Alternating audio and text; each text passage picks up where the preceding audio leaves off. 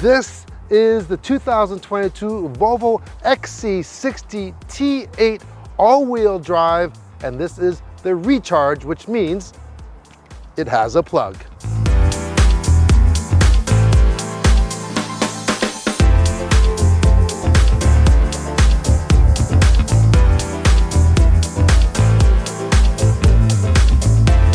All right, let's give you the goods on this new 2022 XC60 T8 Recharge. First of all, this is a premium offering. It goes against vehicles kind of like the BMW X3, the Audi Q5, or the Mercedes GLC and their PHEV versions. However, the GLC is not available in the PHEV in Canada here. Looks-wise, I like it. What do you think, Cynthia? No complaints. No complaints. I'm a fan of the XC40, and this is just like a bigger version of the XC40. It has a lot of premium looks to it. It comes with 19-inch wheels. We have the upgraded 21-inch wheels on here. Like the lighting package that it comes with. It's rainy right now. We got good wipers and rear wipers as well. Got power liftgate with the hands-free option that comes standard. And one thing this has is, which is a big plus for people, especially with pets.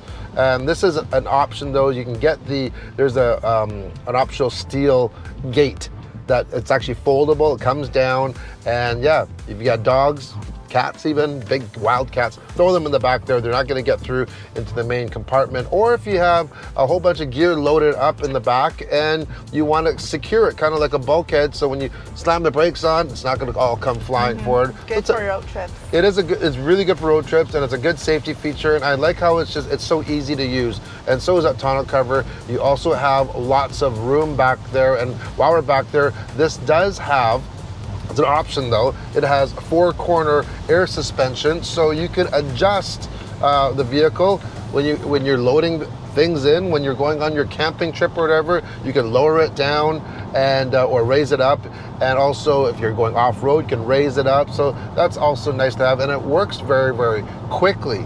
This XC60 starts at 76,500 Canadian dollars. So if you aren't living in the Great White North like we are in right now, make sure to check with your local Volvo website to see what the cost and what trim levels are available where you are. So, but 76,500 gets you a lot there. You know, we talked about the 19-inch rims and the power tailgate, but on the inside, we get a standard digital cockpit. We get the large panel roof. These seats, they're so supportive.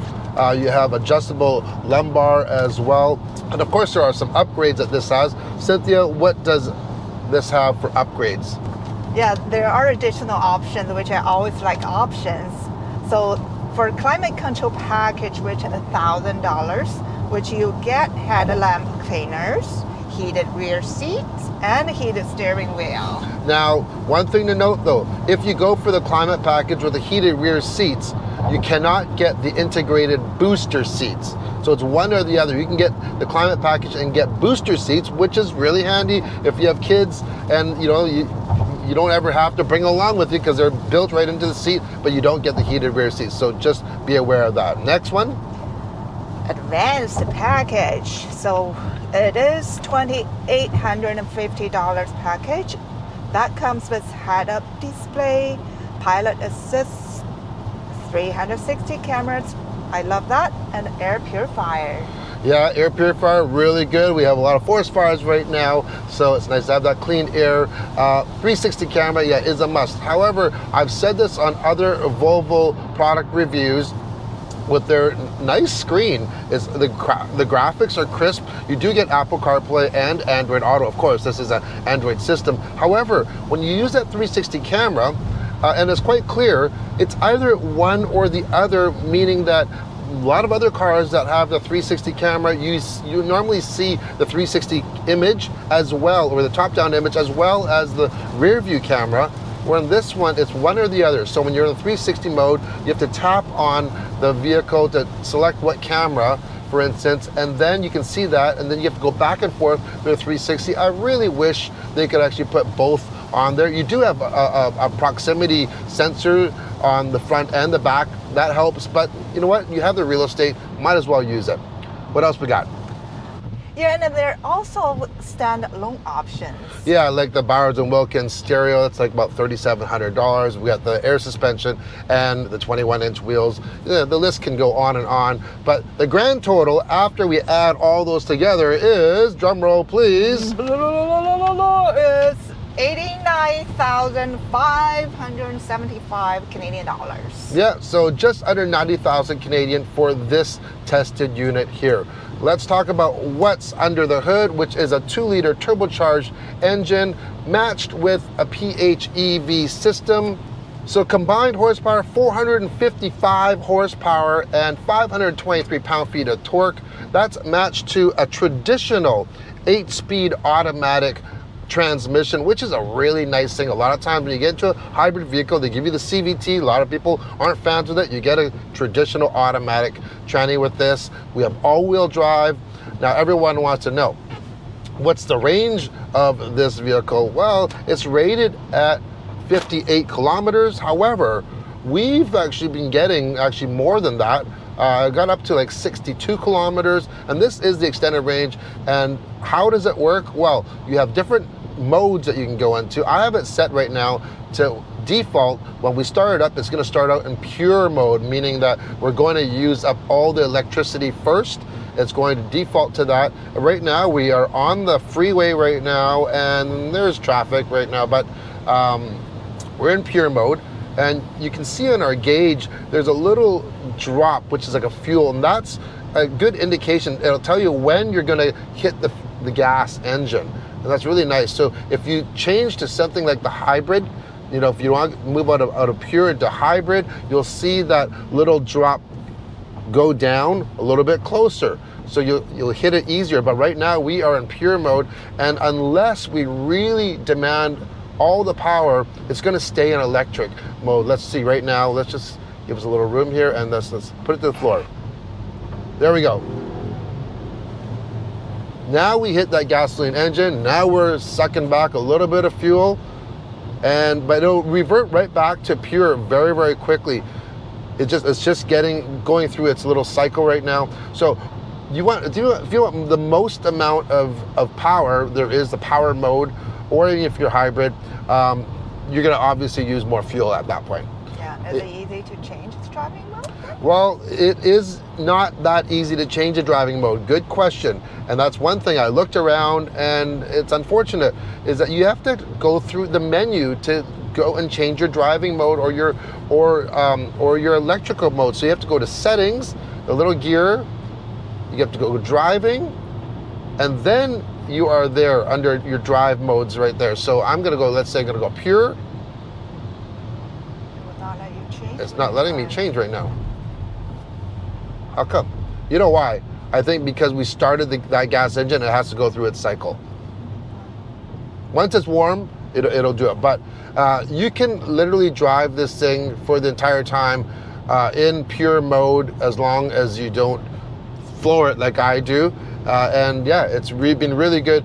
We have driven this almost for a full week now, and we have really used almost no gas at all, right?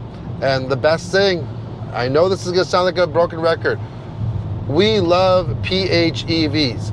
They are the best vehicles right now for everyone. You don't have to live in a detached house to have a charger. You don't have to line up for a charger. You don't have to plan out your trips.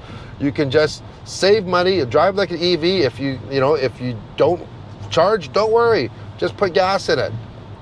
Ride-wise, extremely comfortable, even with these 21-inch wheels, but we have that air suspension, which really softens things up very, very nicely. It's quiet in here. It's a very rainy day right now. We have the pilot assist if we want to use it.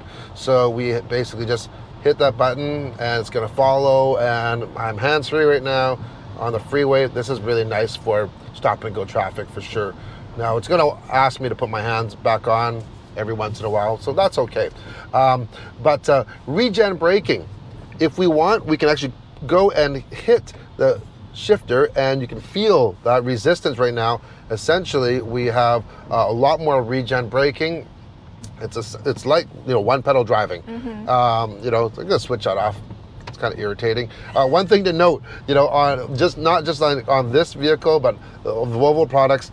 Now, the gear selector, you have to hit it twice. Yes. So whether you go into reverse or drive, it always stops at neutral. So just remember that. It takes a while to get used to. All right, the highs and lows. First off, the highs. Styling. Love the styling of the Volvo inside and out. The interior really has that scan design feel. It has a premium look, has a premium feel. I like it. I really do like it. And I like the size. Like, look how wide it is. I cannot touch the other window. There's a lot of room in here for this class of vehicle. Kids have no issue in the back at all. So it passes the family test for sure. It's nice and airy. And yeah, it's great. Another thing, it's a Volvo. You get that safety that's synonymous with Volvo, and who doesn't like that? They've thought about everything. They're one of the very first to come out with the integrated booster seats. So that is one thing that you can't discount, is safety when it comes to a Volvo. Next, the drivetrain. Lots of power, tons of acceleration, easy to use other than that having to switch through the screen. I really wish there was a button on here. But yeah, automatic transmission, love that. The EV has great torque. The hybrid system works even better. If you want lots of power, you have it. So they've got it covered there. And the range, like around 60 kilometers is really, really decent for a range. Which brings us to the lows, which I'm gonna start with. It's not the range, because we said the range is good, but it's charging this EV system. It's slow. Like, it comes with a 110 charger, and with a 110 charger, you're looking at like 13 plus hours to get that range. For the 60 kilometers, which is crazy.